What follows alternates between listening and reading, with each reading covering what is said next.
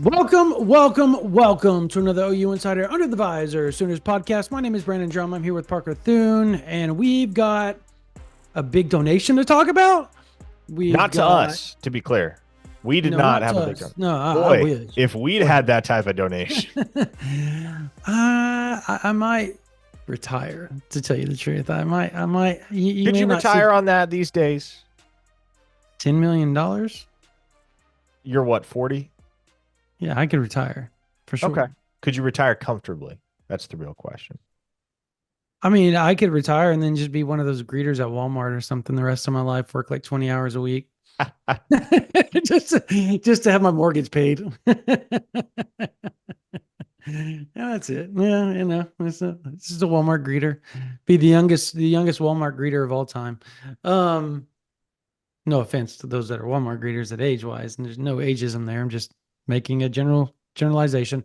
Anyways, thanks Parker for digressing us off there on the get go. All right, we're going to talk about the Kimray family donation, $20 million, $10 million to baseball, $10 million to football, but most specifically what that does for OU baseball and LD Mitchell Park as they get closer to their goal of $40 million to renovate and add to that stadium and a lot of facilities there. We will talk about obviously Michael Fasusi, where Oklahoma stands there, 3 weeks. I know essentially a month to this day, a month out to the day that we're actually recording this on August or July 22nd. August 21st is the announcement. And then we will talk about fall camp starting up next week. Sooners on their stars, 26, 27, 28 classes showing up in Norman on Thursday. Friday will be party at the Palace, where the 25 class will all get together for one final get go before OU starts their fall camp and all the players reunite back in Norman on July 29th to start fall camp as they kick off the season early this year on a Friday night in late August. All right, Parker, before we do that, we got to get to the Mando ad, so let's pay some bills. Yes, this episode of the Under the Visor podcast, as Brandon just mentioned, is brought to you, folks, by Mando. You can simplify travel with Mando's 4-in-1 acidified cleansing bar. It's a 5-ounce bar that does the work of a shampoo, face wash, body wash, and deodorant. You can also use it to create a rich shaving lather. So technically, it's a 5-in-1. It's clinically proven to control odor for 24 hours. Mando's 4-in-1 acidified cleansing bar is formulated with a gentle alpha hydroxy acid that stops odor at the source. Now, we're getting ready to go on the road here this fall. We'll be headed, obviously, to Auburn, Alabama, Oxford, Mississippi, Baton Rouge, Louisiana, Columbia, Missouri, and who knows how many different small towns and big cities to go watch Oklahoma's recruits and targets out on the recruiting trail. We travel a lot in the fall. And if you never know what to pack or just how to pack light, I know Brandon tends to be a heavy packer when we make trips. But if you're trying to pack light, you're trying to figure out what you got to take with you on the road to make sure that you can get by without having to lug multiple bags with you everywhere you go. Mando can help you simplify travel with that 4-in-1 acidified cleansing bar. Again, we have an exclusive offer for brand new customers. You can get $5 off Mando's best-selling starter pack when you use code INSIDER at shopmando.com. Again, $5 off a starter pack with our exclusive code, which equates to over 40% off your starter pack when you use code INSIDER at shopmando.com, shopmando.com.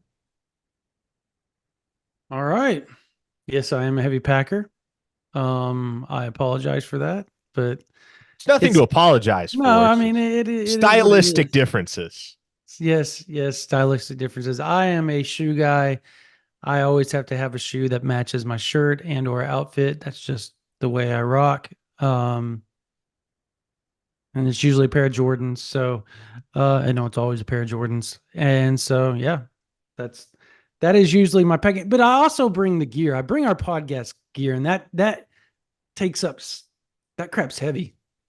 I got to tell you, it's heavy, heavy, heavy. So that is why I pack heavy. There's the excuses. My wife even gets on to me that I pack too much. So if that's saying something, the woman is getting on to me. All right.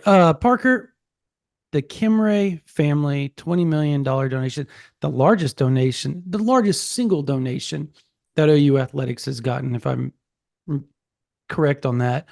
Um, wow.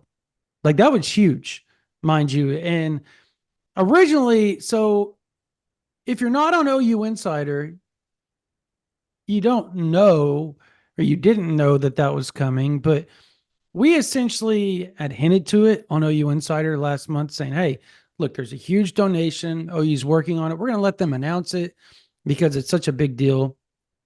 But there's some things in the works, particularly for baseball and right around the Skip Johnson, Texas A&M talk and everything that led to him returning. And that donation of $10 million was originally hinted to be around 20 to baseball. Obviously, they've now split it up to for football and baseball, which I think is smart. Particularly, and I think there's some confusion there, Parker. I think some people feel like, oh, well, this now allows Oklahoma to go buy or pay more for Michael Fasusi in NIL. Well, Sooner Club is completely different than One Oklahoma.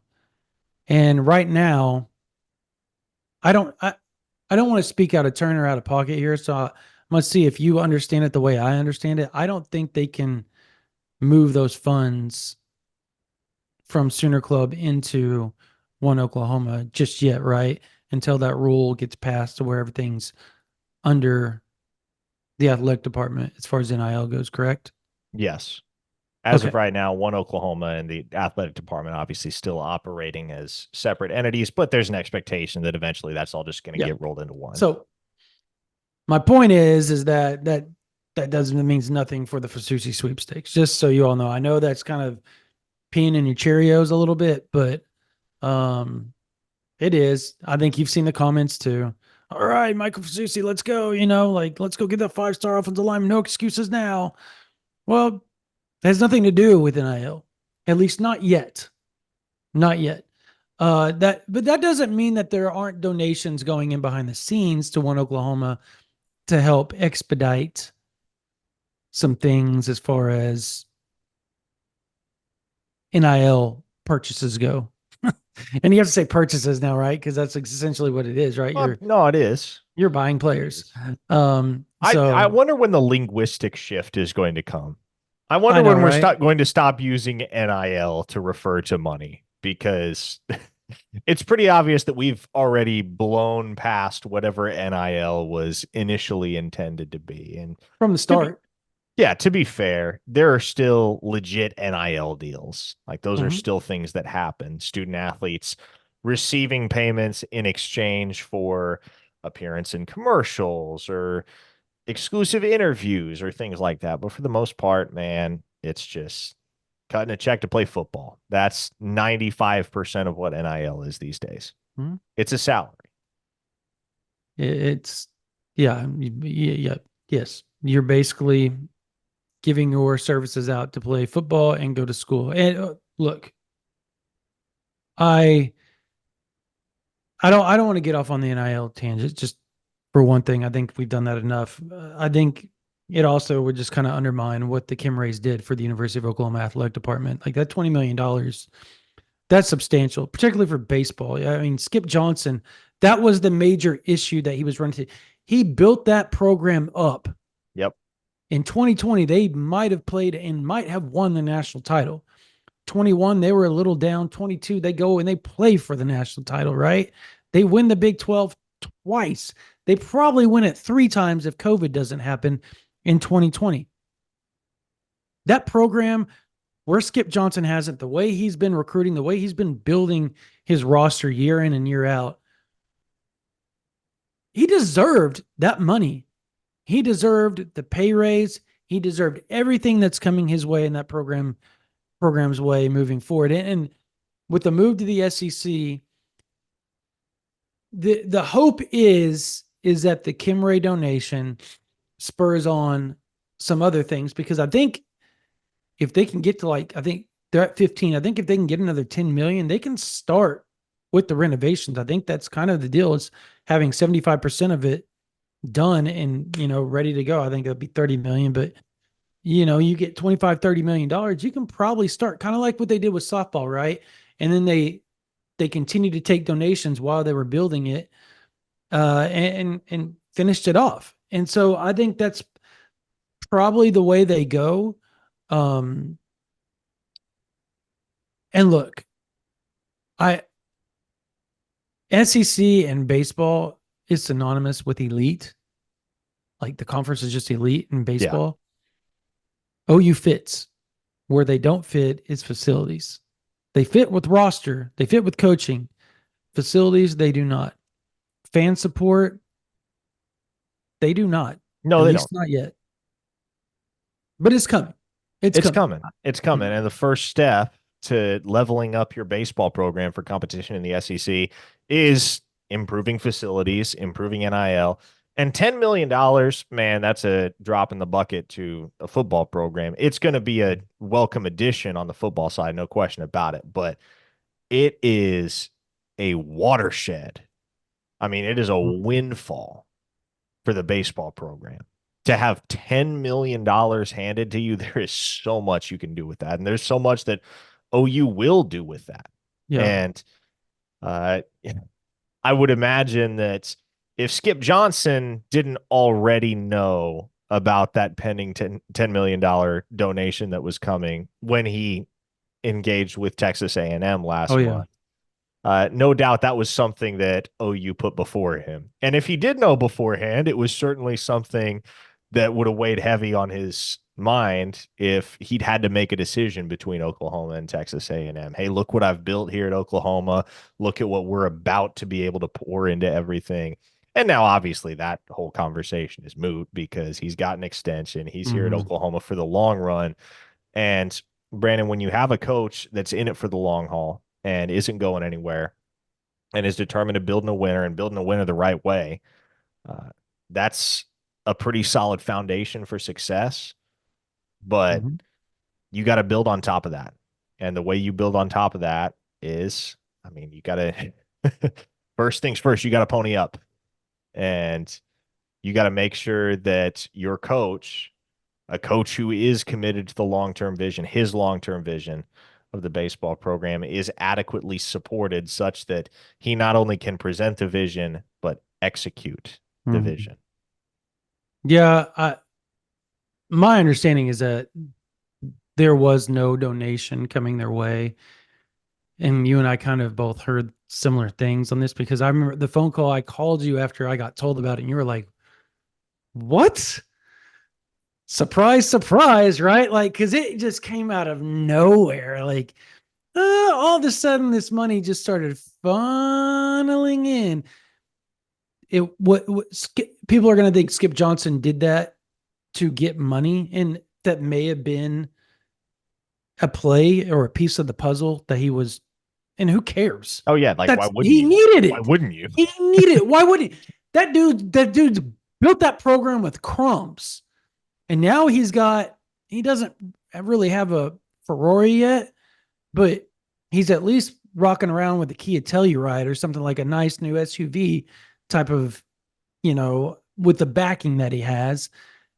If the backing continues to happen, now he can continue to upgrade his models, right? And as far as cars go, and cars being the program, being the facilities, and he deserves it. I think Yeah. that's more than anything. The dude deserves it. Ryan Gaines, like that whole staff deserves that. Coach Willett, I mean, like they deserve everything that they're getting because they've done such a phenomenal job. Um, I think the interesting part is the football part we don't really talk about, because, like you said, it's kind of a drop in the bucket, but it was needed. I think so. For those that don't know and don't follow the camp stuff, we can kind of clue you in here. They raise the prices on the camps, even for the high school guys. Notoriously, it was around 35, 40, $50 for high school kids to show up in camp at the University of Oklahoma. It's more so around $100 for the little kids camp, and it used to be 2 days. prices were raised. It was $200 for the kids for one full day, but it was essentially like 10 hours. I mean, it was a long day. Yeah. Um, and the high school, it was raised to $100. Well, the reason for that is because Oklahoma has this expansive support staff. And then on top of that, you're asking the support staff to also now coach on the field. They're allowed to do so starting this season. Well, with extra responsibility, guess what comes with that? More pay. So I'm going to bet that that $10 million is to, supplement. I have no confirmation on this. I have nothing, but I know they were trying to use the camp money and the camp funds to pay for a lot of the support staff. And now you have this money, you have this extra supplemental cash that you've brought in. $10 million for support staff, that's going to last a while, maybe a couple of years. And I don't know if it'll last couple. I'm assuming it would last a couple of years because they're not making gargantuan amounts of money. So to me, that's another big play, right? Like going to the SEC, you need a large support staff. If you want to be with the rest of the SEC, you've got to have that support staff because a lot of those SEC programs have 100 people in their support staff. I think Oklahoma's what 75, 80 right now, close to 100, right? Something to that extent now. I don't know off the top of my head. It's ridiculous. Well, it was under Muleshoe, it was like 21. And now it's like Yes, the expansion to the support staff. I guess we talked about it quite a bit at the beginning. yeah. It hasn't been a prominent topic of conversation over the last 2 years because it's just kind of become the norm. But that is one very noticeable difference from Yeah. the former staff to the current staff is the support staff is so much larger, so much more expansive. We used to know everybody on staff. Now I don't know. I know half No, of it's them. true. It's true. Maybe. Like, oh yeah. Like it's tough to keep track of names and faces. That's how Yeah. many people are involved with the operation. But it's needed nowadays. So I mean that's big on Oklahoma. Again, Kimray family really coming in clutch. I think that's now they're up to 25.1 million in donations to the University of Oklahoma. That's huge. That's huge. And for those that are going to sit there and say that Oklahoma, the University of Oklahoma doesn't have the financial backing that they need in a roundabout way, I think this proves that this is a family from Dewey, Oklahoma that has thrown in 25.1 Dewey, Oklahoma has thrown in $25.1 million. So there's more money to go around than people think, not just in the state, but as far as donors and grads and alum at the Out of University of curiosity, Oklahoma. is that oil money? Do you know what that is? It is. It's an oil Okay. pipeline company, from my Okay. understanding. Yeah. Yeah. Um, I really thought originally, until I checked the spelling, I thought it was Kimray Inc. out of Oklahoma City, but it's not. It's completely, and they're more of a like gas. I come from an oil family, oil and gas. My dad worked, uh, one of the big companies that actually sponsors the University of Oklahoma. Is he helped start that company up back in 2000, and it they helped them with like gaskets and stuff. I know that's digressing, but that's what the Kimray Inc. is. This is more of a pipeline company from my or pipeline family, from my Gotcha. understanding. All right, Michael Fasusi, Oklahoma obviously landed the commitment of Floyd Boucard, 4-star defensive tackle last week. Yeah. I think we haven't even talked about fears either from basketball. We can talk about that as well. Like Porter Moser's just freaking killing it.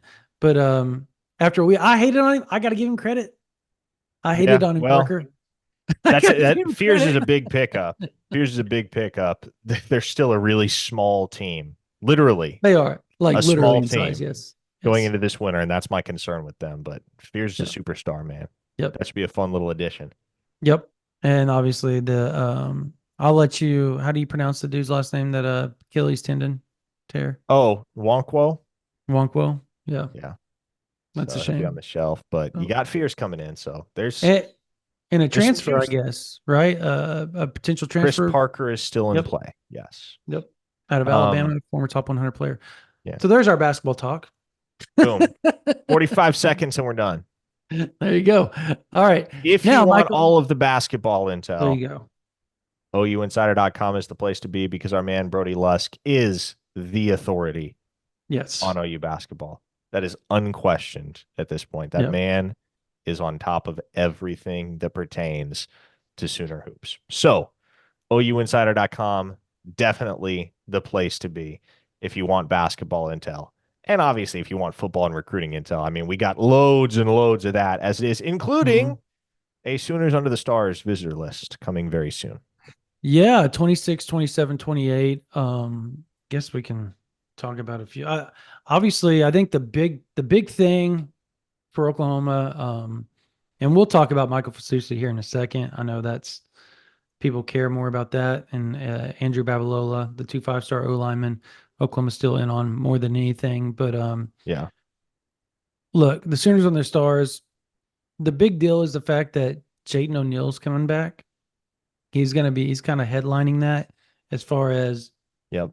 being there to recruit. Jonathan Hatton, another 2026 commit. Uh, Ryder Mix, tight end, 3-star tight end commit that Oklahoma has, will be a 4-star when it's all said and done. Yes, he Um, will. He's and got some he's fun at tape. Frisco Lone Star, correct? He is. So And he and see, Jordan so Deck are teammates. yeah, and so that's my deal right there. That's my, I was reading today LSU with Jordan Deck, and there's all these people at Frisco Lone Star that loves LSU. I hit up a source or two, and they were like, "What?" Um, just kind of shocked by that. You know, Uh, it's OU that leads right now for yeah, Deck. Now it's obviously a long way from over. yeah. He likes other schools too, but No, I mean, LSU is a big he's name. said candidly, OU has done the best job with him from a relational standpoint. Mhm. Feels at home up there. Obviously has some good connections. One of them being Ryder Mix. So OU is definitely, if there is a school to watch right now for Jordan Deck this early, I would say it's definitely Oklahoma. For sure. And then obviously another big name uh, that Oklahoma's in on as far as 5 stars go in 26 is Brandon Arrington, the Yeah, athlete, defensive back, running back, whatever you want. I think Oklahoma's recruiting him as a defensive back. that they are. Um, Yes.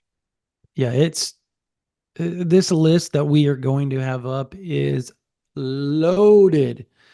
It's it's an amazing list. And again, I think goes in line with why Oklahoma is so doing so well in recruiting. Yeah. I mean, I think that goes without question, right?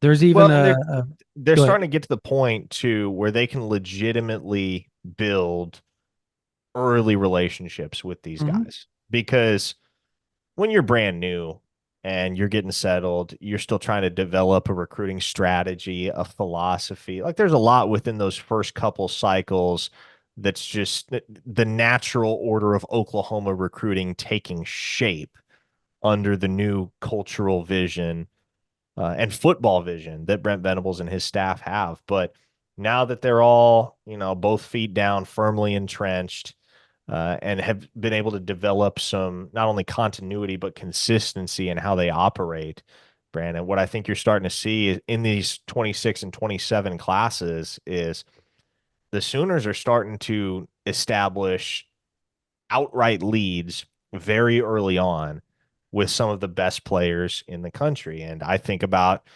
the guy that I've already future casted to Oklahoma in the 27 cycle at quarterback, Peyton Houston. It has not Hmm. taken that staff long to really click with Peyton Houston as and emerge as the front runner for his pledge. Another guy that's going to be back this weekend, as a matter of fact, for Sooners Under the Stars, Trenton Yancey, who will contend for 5-star status in the 2027 class. One of the finest wide receivers in the entire country from down in the DFW area. This will be his third trip to Oklahoma this calendar year, second in as many months, if I'm Yeah. not mistaken. Emmett Jones has just done fantastic work with that Mm. kid. And he'll have everybody in the country after him. He already does to some extent, but Oklahoma's got the early buzz there. And, you can go on down the list. A guy that I really, really like in the 2026 class and have talked extensively about is Felix Ojo, the offensive tackle from Mansfield Lake Ridge. He's a 3-star right now. He won't be for long. I think that's a top 100 player in the nation. He is coming back to Oklahoma for Sooners Under the Stars, and that's going to be his third visit of the Mm. calendar year to Oklahoma. And again, he's got Michigan, Alabama, Texas, Oregon, like all the big offers, sure, but he keeps showing up at Oklahoma. Proximity helps, no doubt. Yep. But so many of these kids in the 26 and 27 class seem to be warming to Oklahoma way ahead of schedule. Another name that nobody's talking about. We have it on our list. I have it confirmed. The dude just texted me literally right as you stopped talking to reconfirm that he will be there. He told us at the Rivals 5-Star Challenge he will be there. Deuce Gerald's 5-star defensive tackle out of Georgia will be in Norman on Thursday. How about that? That'll be his second trip to Norman. And I, I think the quote that stood out to me more than anything was talking to him and his mom. And they were like, well, who do y'all cover? And we're like, yeah, we covered the University of Oklahoma. And Parker, you'll remember this. And he said, his mom said, oh, that Todd Bates, any one of my kids can go play for him any day. I love that man. We will definitely be there at the end of this month. He just texted me, said, yes, sir. Still on track. We're leaving tomorrow. So Folks, put it on a t-shirt, get the hashtag trending, whatever you want to do. Moms love Todd Bates. they do. If you have not noticed this trend, trust me, it's there. Go back, triangulate, do the math. Moms love Todd Mhm. Bates. And he's got a connection with Deuce Gerald's dad. Obviously, they both played in the SEC. They both played in the NFL for a little bit. There's a connection there. And so being that Gerald's he's an Ole Miss alum. Here his dad is, obviously. Mhm. So he's a legacy there. That's going to be tough. Sure. They obviously love everybody wants to sit there and be worried about Georgia. Georgia hasn't even offered. Number one. Number two, I was talking to some Georgia people at the Rivals 5-Star Challenge, and Deuce Gerald literally told them they're too late. They've waited too long. Now, I've heard that before. I I will believe that when I see it, but right now it does feel like Ole Miss, Alabama, Oklahoma, Yeah. and Clemson, I believe, are kind of the schools that he is really kind of focused in there. I think Tennessee's another one that he's really got his eye on. And you got to give it up to Todd Bates, because if they could pull a Deuce Gerald out of Georgia, and I think as Oklahoma moves into the SEC, Parker, that's going to be more of a opportunity than it was even before, because it was an opportunity over the last few years, right? Because Oklahoma was going into the SEC, but now that they're actually in it, seeing is always believing, even for these kids, right? They got to see it. Oh, now you're going to be playing an hour and a half down the road at Auburn, and the following year you're going to be playing in Athens, and then you're going to be playing at South Carolina. You're going to play at Tennessee. So you're only going to be within like a 4 or 5 hour radius. Alabama, 3 hours. Once you start telling mama that's how that's going to be, and you're going to be close to home 3 or 4 times a year, now you have something to sell a little bit, right? Yeah. Instead of playing 12 hours away all the time. Well, I think the overall excitement factor should be high, and this isn't specific to Deuce Gerald's, but when you think about the defensive line board as a whole in 2026, and consider that in years past, it would have been seismic enough when Oklahoma had legit interest from one nationally elite defensive lineman, right? Like Gabriel Brownlow-Dindy in the 2022 class. That was your Yeah. one. That was Mm-hmm. like, oh man. Especially when he committed, OU fans like, wait, man, we got that kid. That's huge. Not only because he's a very talented player, but he's a very talented player at a position where you're not used to landing 5 stars, right? And uh, I think what's notable here is that Oklahoma is hosting not one but two of the top three defensive linemen in the 2026 class this week. Not only Deuce Gerald's, but Tank Carrington, from Bishop Gorman in Las Vegas as well. Now, people are going to hear Bishop Gorman. They're going to say, oh, OU's instantly got a chance, right? That's DeMarco Murray's territory. Carrington isn't a Vegas native. I want to say he played somewhere in Georgia his sophomore year. I can't remember exactly where for the life of me, but just recently transferred out there to Bishop Gorman in Las Vegas. So he's new to the area. Nonetheless, very talented player, laundry list of elite offers. He's going to be there at Oklahoma this week for Sooner Under the Stars, in addition to Deuce Gerald's. So, again, what you continue to see is that it's not just, it's not few and far between with these elite football players, elite linemen more specifically, that take great interest in Oklahoma and what Brent Venables and Miguel Chavis and Todd Bates are doing up front in the defensive trenches at OU. It's a number of them. It's a variety. It's a multiplicity. Yeah. Look, they're doing a phenomenal job recruiting. I think now, once Oklahoma proves on the field that they've continued to take that jump on defense, that's where you're going to see I think the floodgates kind of open up. And because I think what we've seen under Brent Venables is that when it comes to defensive tackles and defensive ends, period, NIL is not going to be a problem. No, They're going to pay for defensive tackles and DNs. That is not going to be an issue. I think, and everybody, the first thing people say, right? And now we can get into Michael Fasusi here, is okay, well, if that's the case, why are they so hard up to not pay 5-star offensive linemen like that? and here's That's a fair question. Well, and here's the fallacy there. I think when people watch OU get, I mean, let's just use the most blunt of terms here. When they see OU get outbid for a player, because that's what happens from time to time. We all know what happens. Yep.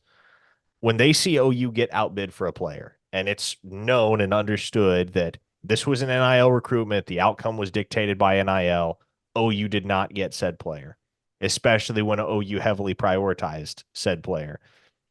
I think the impression that many fans get, Brandon, is that that money that could otherwise be put toward that particular recruit, the acquisition of that particular individual, is just sitting in a vault somewhere collecting dust.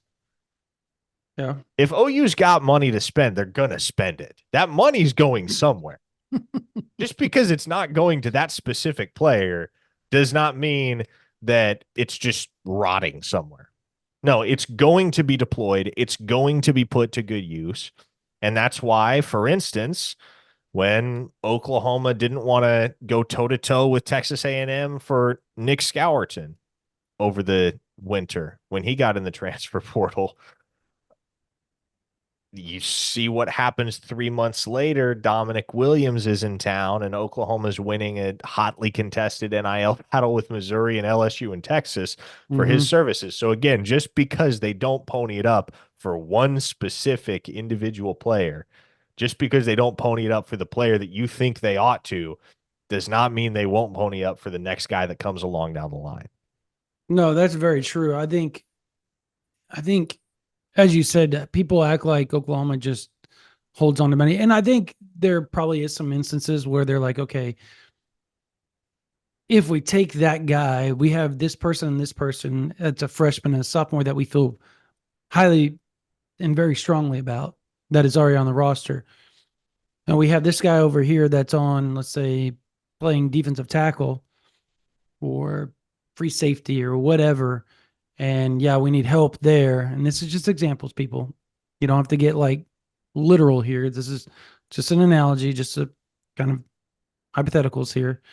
But they're going to sit there and go, okay, well, if there's a freshman and sophomore, and we feel like the classes behind has somebody just as good, maybe better, or at least potentially better, we can hold off on paying this guy and get outbid for this guy. Go over here and let's win this bid for this guy over here. And then let's play in for another day, whether it's transfer portal, whether it's, the class coming up behind. and fill in the gap and fill in the space at that position with on using that route moving forward. And so um it's a lot like general managers now. You you have to play your roster and build it correctly. You can't just go out and buy every 5-star that you want to buy, because if you do that one year, you probably don't have it for another year. And so Oklahoma has to be very strategic in how they go about and they buy this while building solid players around the 2 or 3 5 stars that they get every year and go from there. And I think they've done a damn good job of doing that, Parker. They've done it really smart. And on top of that, they've went and grabbed highly regarded 3-star guys and that they didn't have a roster spot for with scholarships. And obviously this is all coming to an end soon if things move in the direction that it's continuing to move with preferred walk-ons. But they've said, okay, we're just going to go ahead and pay you NIL and you can come play here. Yeah. We want you. We don't have a spot. We're going to make it worth your while still. So it's all very strategic in how they do it. I think it's smart, but there's a reason why Oklahoma went and grabbed a former Philadelphia Eagles exec to come help them with their NIL and building the roster and helping Curtis Lofton and be a general manager, which I think is not talked about enough. Do you? Well, here's what's interesting. And I guess what was interesting to me is how I arrived at this entire line of thinking. But it was actually in considering Oklahoma's matchup with Auburn on September 28th. I think we were coming back from SEC Media Days, and Brian Clinton and I were talking about OU's schedule. And we were talking about the fact that Oklahoma's probably going to face a 4-0 Auburn team on September 28th at Jordan-Hare Stadium. The Tigers do not face much of a challenge through their first 4 games until they host Oklahoma. But for whatever reason, it came to my mind the recollection that Brent Venables turned down the Auburn job at one point, which was something that he disclosed in his introductory press conference at Oklahoma. And the reason that he said he turned the Auburn job down is because the program did not have the proper alignment that he was seeking. And I think nearly 3 years into the Venables era at Oklahoma, what you're beginning to see is the culmination of what Venables' ideal alignment actually looked like. None of us really knew what that looked like when he took the job in 2021. Maybe he himself didn't even know what that looked like. But with all of the hires that Oklahoma has made, the innovative hires, and maybe not innovative in the sense that they're unique, but the hires that are keeping them ahead of the curve, most notably the hire of Curtis Lofton, or I should say the reassignment of Curtis Lofton earlier this year to the position of general manager. We're getting to a point now where Oklahoma, as they transition to the SEC, is not only prepared for life in the SEC, but they're fully prepared for life in the NIL era, or what they termed in that press release, the salary cap era of college football. And so I couldn't help but, when considering the reality that Brent Venables turned down the Auburn job only to take the Oklahoma job sometime later, it occurred to me that, man, this had to be, to some extent, what Brent Venables imagined his ideal college football program at which he was the head coach would look like. Again, I don't know how you could have anticipated back in December of 2021 when he was announced as OU's head coach. I don't know how you could have anticipated all of the ways in which college football has changed in the nearly 3 years since. But all that to say, man, I love where Oklahoma's program is at from an alignment standpoint here in July of 2024. And from the looks and sounds of things, everybody in that building is as well. Yeah, it's gotten kind of different. I think a lot of people probably felt that I think if you told everybody back in December 21 that this is where college football was headed, they probably would have said it was over. Right? Because you think the worst when you try to visualize a future thinking you know what it's going to look like because somebody told you what it is. Everybody probably would have thought the death of college football was upon them. And the irony in all this is that it's stronger than ever Yeah. because the interest, it's kind of gotten the interest pro because it's taken on a life of professional football and still has the pageantry of college. Now you've got the best of both worlds, and I think that's what makes college football elite now and has garnered interest from the NFL fans and kept the college fans still wanting more. So I don't know. I That's a really good point, Parker, that nobody really visualized what it would be like. But if BV could, he probably would want it to run exactly like Oklahoma's running right now. I don't think he could ask for anything more. Um, that said, with Michael Fasusi, where do you think that stands? I still think Oklahoma leads. The more I talk to people, the better I feel about it. But A dangerous place to be. it is a dangerous place to be We right still got a now. month left, Month man. away. Yep. Go ahead, man. You It'll dive be into that. well, shoot, it'll be a hectic final month. Our rivals Mid South analyst Marshall Levinson put out a piece on Monday that outlined, and I guess the premise of it was Red River. I think he titled it Red River Recruiting or something like that. Basically, the premise was, how does Oklahoma's recruiting class in 2025 stack up with Texas's at each position group? Hmm. And he gave the edge to one school or the other at each position group based upon the way that they've recruited in the 2025 class. Spoiler alert, on the whole, Oklahoma has recruited better than Texas. I think we all understand that. But it was real interesting to look at the way that those two programs' offensive line classes are shaping up right now, and to consider that what probably swings that battle is the Michael Mm-hmm. Fasusi recruitment, because Oklahoma has I the would edge agree with right that. now over Texas. But what's going to take that Oklahoma offensive line class from good to outstanding is the addition of Michael Fasusi. And if somehow you don't get Fasusi, man, I don't know what else you can do other than give that class an incomplete grade, because Oklahoma's not going to be done there. They're going to keep trawling the waters if Fasusi goes to Texas, whether that means making another run at Lamont Rogers, or I don't know what they would do. I don't know how they would play their cards.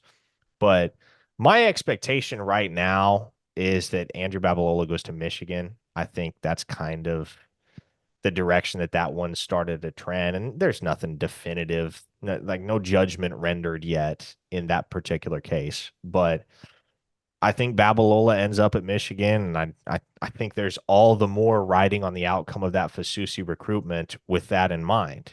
If Babalola is indeed a Wolverine, man, on August 21st, either you're going to have the final piece, the missing link to your offensive line class and your offensive class in the 2025 cycle, or you're going to watch that dude commit to your fiercest rival.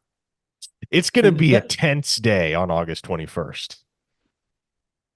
I'm not looking forward to that. The only saving grace that we will have is the fact that 8 days later, Oklahoma will be playing their first football game of the 2024 season. Dang straight. It's gonna be a fun month, though. It's gonna be fun. It's gonna be fun because you're gonna be on the heels of the Party in the Palace, Sooners under the Stars, right? And on top of that, you're gonna have fall camp, and you're gonna have the fan appreciation day, the meet the players, all that stuff that's gonna be going on kind of early August, and then we're going to be able to get to some practices and we'll get our hour and a half viewing on a couple of them, the 45 minutes on a couple of them. Then it'll dwindle down to about 20 minutes as you get closer to game week, but it's whatever. That's still better than nothing. It's better than we got with the previous staff. So tip of the hat and respect to BV for that. And Mike Hauk for helping us get that.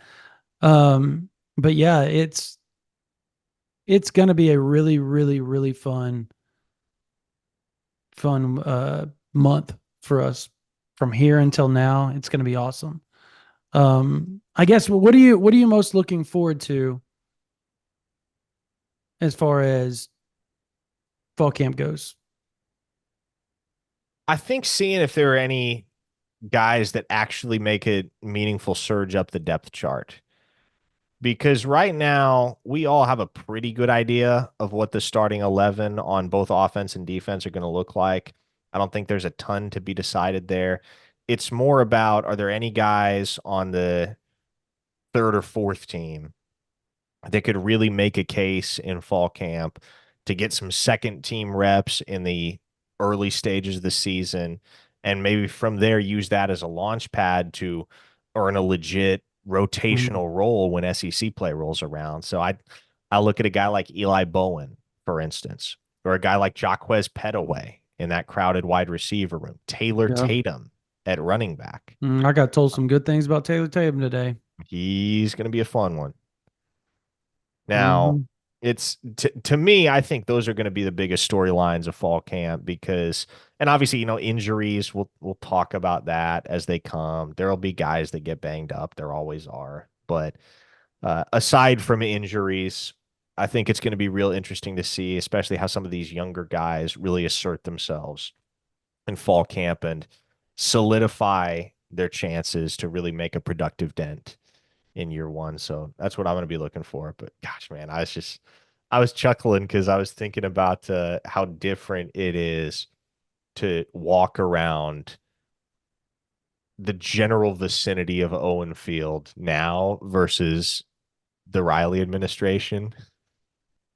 It's the overall sense of peace and comfort being there. Like, oh man, I if I see somebody I know, I'll smile, nod, we'll have a pleasant conversation. Like it's Yes. And when Riley was the head coach Go for it. under the former staff, gosh, Ah. it was like if I every time I walked into Owen Field or on the premises of Owen Field, I was like, I hope I don't get nuked. Dude, you, I have such a after seeing how it's going at USC, and this isn't like where Riley's always on our mind. This is literally we're comparing and watching what is happening with the media at USC and going, yeah, we've seen that before. Um, the respect I have for Mike Hauk. Oh my God. Yeah. Oh God, man. It's I just feel like, so bad for I I always felt awful for him because he was put in such a rough spot all the time. But I now with him and with how Brent Venables deals with things in comparison, like you said, like you're not afraid that somebody's going to walk up to you and get mad about something that you wrote 2 weeks ago that you forgot you even wrote. I had that happen, I don't know how many times from people within the program. Like, why did you do that? I was like, I don't even remember writing that. I've had that happen one time, and that was last year. You know what I'm talking about. It was an yeah. injury thing. Uh-huh. And uh, whatever, it was out to the masses at that point. Nobody within the program was really mad once they figured out how it got out, and it wasn't us. But we were target zero because we wrote about it. But that is what it is. It comes with the territory of what we do sometimes. Um, yeah, man, like there's just a respect now. And I think it's a mutual respect between the media. The give and take between the media and the program is like it's such an all-time level right now. I love it. Yeah, it's fun. It's great to know that like if I walk in the building for any like regardless of why I'm there, if I walk onto the premises at Owen Field and the head ball coach himself Mm-hmm. happens to run into me, he's going to shake my hand and smile and ask me how my wife's doing. Whereas in 2021, if I walked into the stadium, had to constantly like be looking over my shoulder, wondering, oh no, is somebody going to spot me, hit the journalist alert button, and then I'm going to have a red eye on me until I leave? Mm-hmm. Yeah, I think this is going to sound really snooty, but my relationship with the former staff and some of the coaches on that staff. Sure. And some of them are I very good people. They were good people, and even the head man was really good to me. Um, so that's a disclaimer there. Like he was always really good to me. But I've seen the flip side of that with some other. I've been on the flip side of that with him too. So I always talk about, gosh, was it Trace Atkins, right? When I just bashed on Trace Atkins coming to do the concert, and I get a call, and he was not happy. He's like, dude, the recruits aren't even going to see it. Would you stop bashing it? We're trying to get people to show up. I had no idea that happened. That's hilarious. It was funny, man. Oh, back in the day. So that was 2018, dude. That was a long time Sorry, ago. I didn't mean to get us sidetracked there. Yeah, you got me sidetracked. That's a funny story, though. He's like, dude, when I saw his name pop up, and I was like, oh, I'm in I was trouble. just, yeah, no, I was more just like I was looking ahead to fall camp, which obviously starts next Monday, and Mm. I was thinking, man, it's going to be fun to go cover football at or cover practices at Owen Field again, as opposed to dreading having to go cover practices at Owen Field again. Yeah. I, and we're trying to give people like an insight to what we do. And it's cool because like while you're there, like you're walking around with the camera, and you'll have coaches in the midst of coaching, and they'll walk over and high five or shake your hand. Like it's just different right now because there's a respect. And I don't, there's,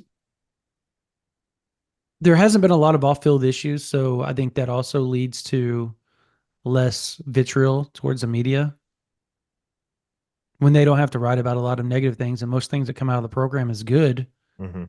There's nothing really for anybody inside the program to be mad about. Right. Does that make sense? No, it So, does. That's I just, mean, I remember how terrified I was to step out of line, regardless of what that looked like, even if accidentally in like 19, 20, 21 when I mm, was covering the program under the former staff. well, I think there was one, you did a really good job, and we got bashed for it. We got praised inside the Switzer Center for one particular incident, Uh-huh, yeah, yeah. and you held on to it. So you did a good job with that one, I think, for them. Um, anyways, Andrew Babalola, 5-star offensive lineman. I, it's Oklahoma. He has a top five, but it's really a top three. It's Stanford, Michigan, Oklahoma. Like those are his top three. And it sounds really bad, but one of them's not like the other two as far as what he's looking for. No, it's 100% accurate. It's a good school. It's a really, really, really, really, really good medical program, but it's not Stanford or Michigan. Yeah. Well, and I'm just being honest. and look, I'm all for having big aspirations, and there's some guys, some football players that go play professionally and end up doing really cool things with their lives outside of football. But Yeah. eh, Walter Rouse. you're you're either going to be a doctor or you're going to go play in the NFL. How Mm-hmm. many guys have pulled off both?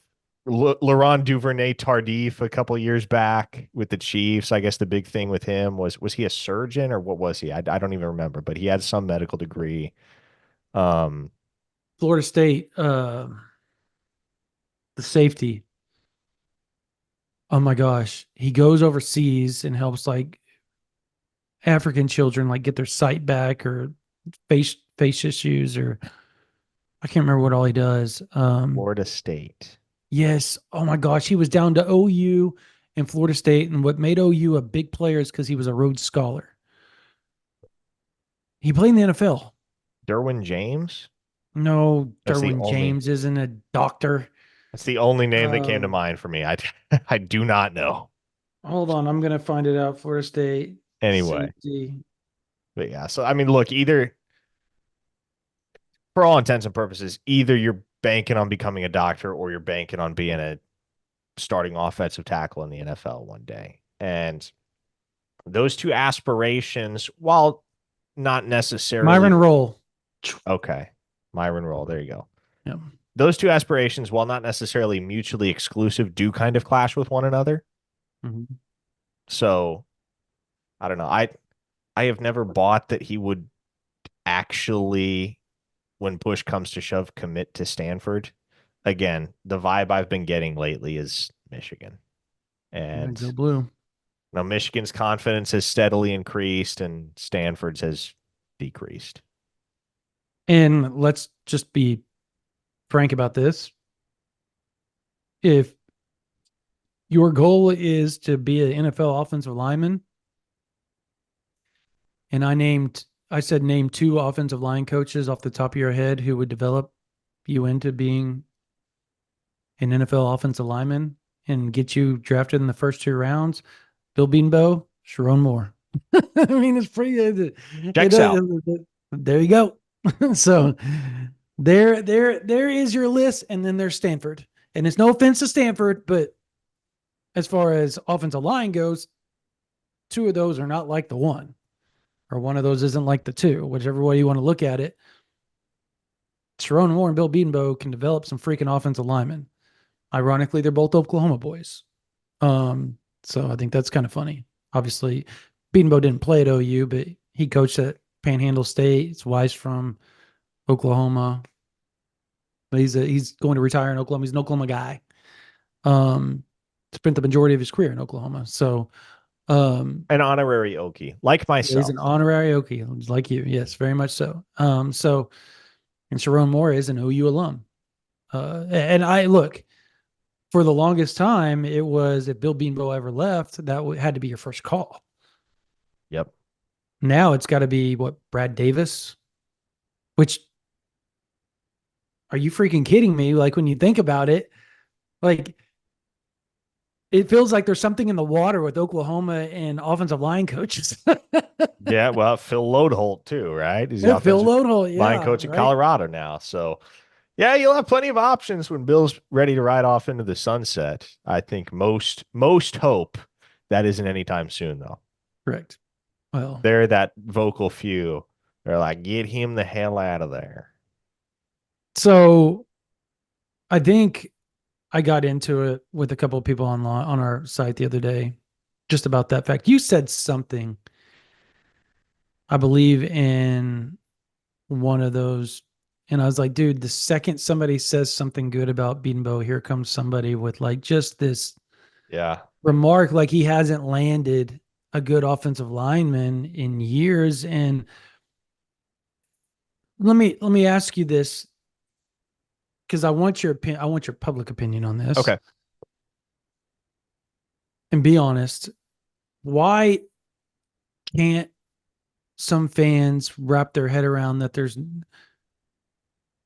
more than one way to skin a cat, if you want to use that analogy, as far as building your offensive line, right? It used to be you had to do it through strictly the high school ranks. And Bill Beanbo Yeah. did a great job with that.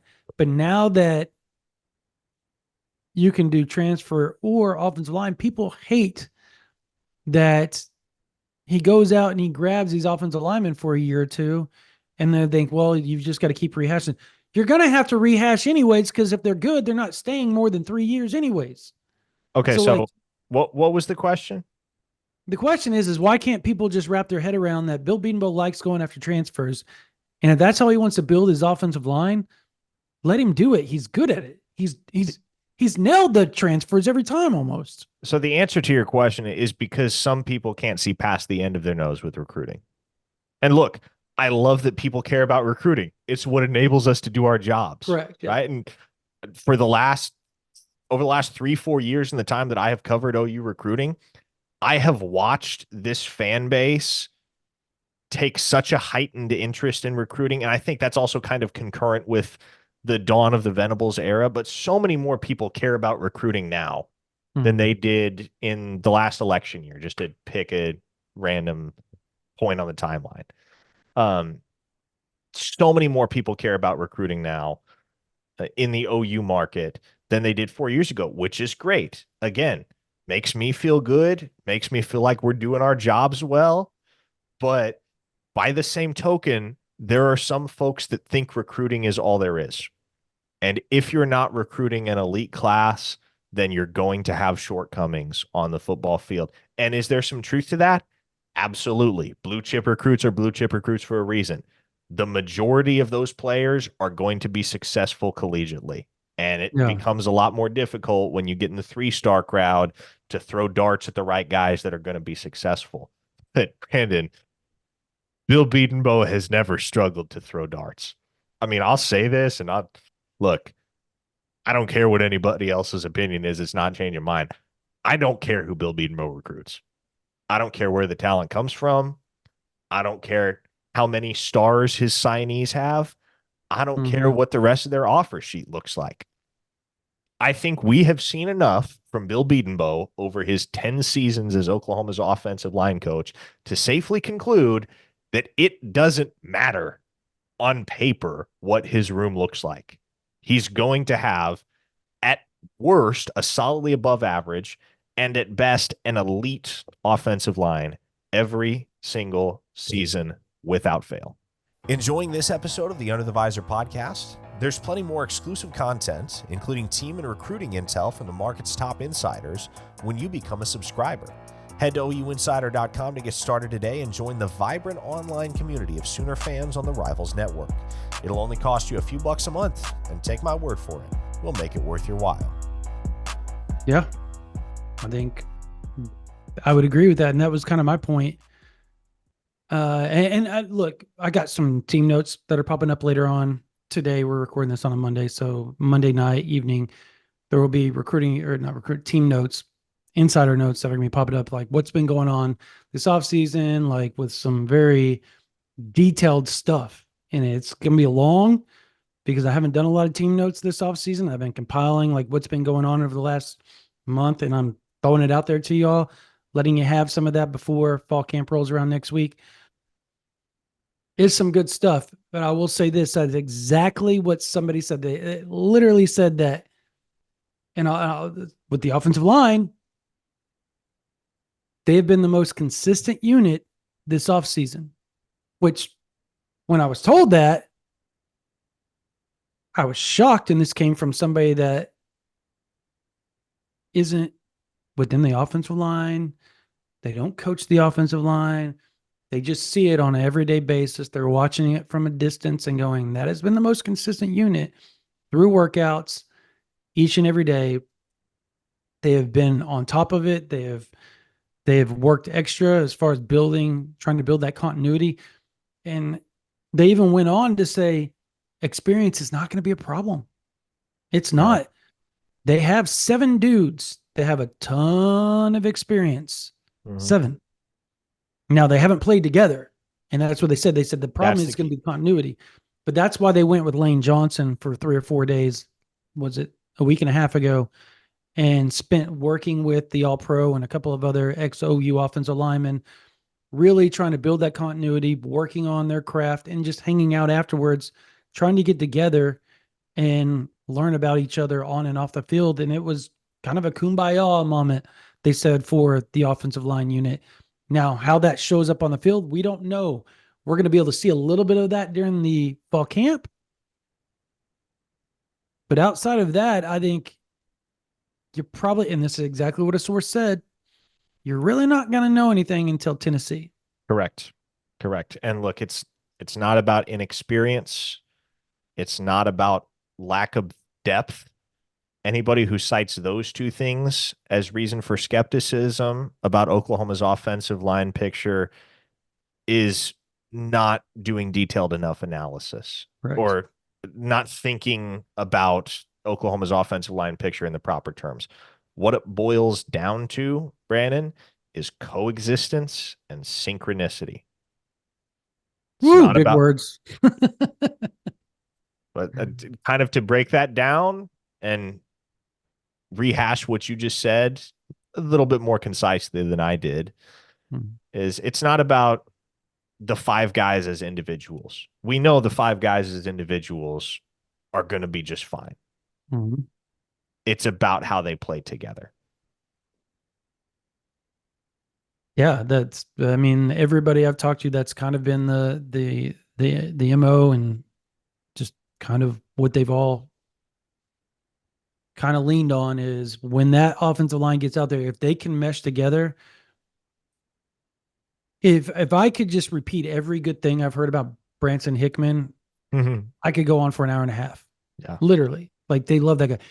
Gearin Hatchett, ever since he's been healthy for the last month and a half. Yeah. They Well, love that guy. And Jacob Sexton, Jake Taylor is the one guy that everybody looks at, Parker, and they go, for that team to be successful and that offensive line unit to be successful, he's got to have a home run year. He there's a does. lot He's on got Jake to live Taylor. up to the hype.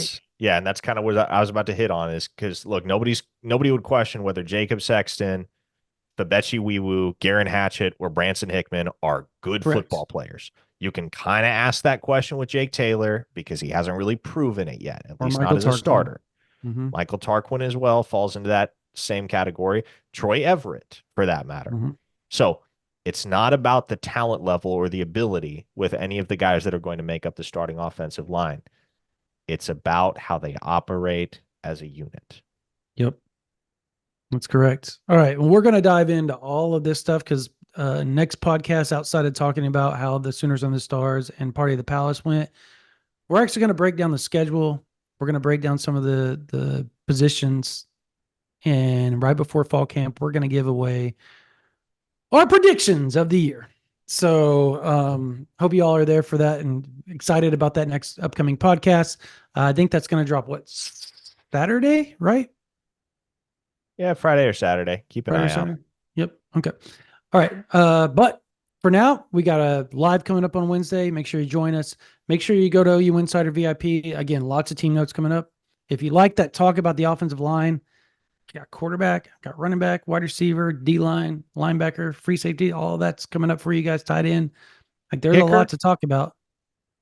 I didn't really ask about kicker because I have really low expectations for kickers. And Yeah. I I don't know am what you not can learn talking about any good. kickers in off-season workouts. Yeah, I don't know. I don't even know the questions asked when it comes to kickers.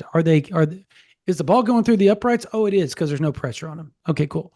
So, um, yeah, we're going to talk about all that on OU Insider VIP. We got that. I got notes and notes and notes. Parker's got some notes coming up. We've got a full list of Sooners on the Stars. I think we've got like 30 guys already that we have confirmed.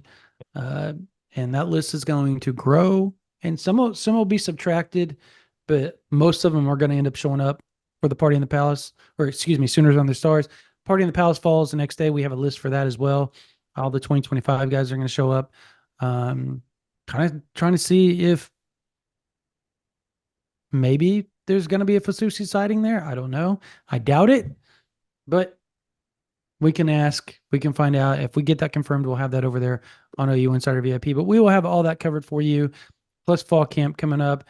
And then obviously, I think fan appreciation's coming up, media days coming up, all of that. OU Insider VIP is going to have you completely loaded, completely filled out with all sorts of stuff, and you're going to be right here as well, right here on this YouTube channel. So subscribe if you want all the video interviews.